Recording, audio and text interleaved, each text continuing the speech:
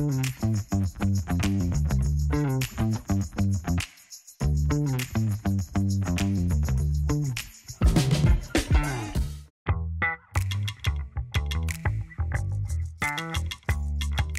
un mot, j'essaye de penser à mes expériences concrètes.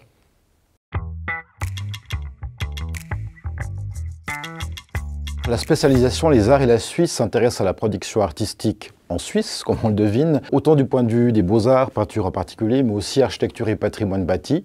Le but est de s'intéresser au contexte de production, aux œuvres elles-mêmes, et puis aussi au contexte de leur valorisation actuelle. Cette spécialisation prépare à toute une série de métiers, historiens et historiennes de l'art dans des musées, des collections, historiens de l'architecture et des monuments qui s'intéressent au patrimoine bâti et à tous les arts qui l'entourent.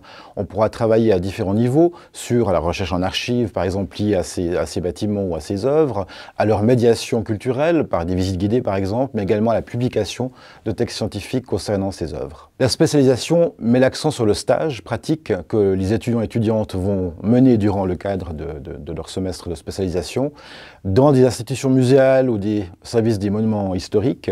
Il y aura beaucoup de terrain. Les étudiants vont être confrontés au monde professionnel actuel, roman en particulier, et donc ils auront des contacts avec des vrais intervenants du patrimoine ou des musées, et puis ils vont se frotter à un monde qui n'est pas le leur, avec leurs connaissances académiques dans un cadre un peu différent, et donc apprendre à valoriser leurs compétences universitaires dans un cadre qui va les accueillir avec des questions précises auxquelles ils vont devoir aussi répondre.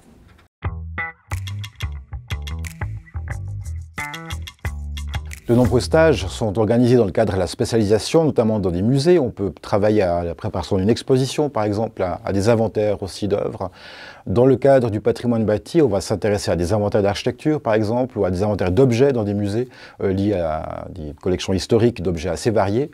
Et puis, au niveau mémoire, on peut souvent continuer le sujet touché dans le cadre du stage, dans un cadre beaucoup plus large qu'est le mémoire, avec une approche historique plus large, une remise en contexte et une valorisation des acquis pratiques dans un cadre plus académique. Pour citer deux exemples, par exemple, un étudiant a travaillé dans un musée sur une collection de papier peint, et puis finalement ces papiers peints sont devenus son sujet de mémoire, des papiers peints art déco des années 1920-1930, et donc il a étudié 12 000 papiers peints qu'il est en train d'étudier et de présenter dans ce mémoire, et on espère que ce mémoire pourra aussi être publié pour faire connaître cette grande collection.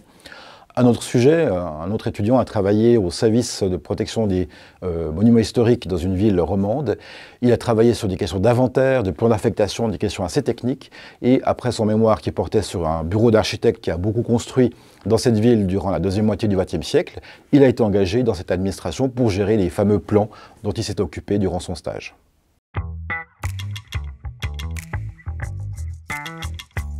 Je suis collaborateur scientifique auxiliaire au Musée historique Lausanne et mon travail c'est de faire les inventaires des collections d'objets historiques et d'art appliqué.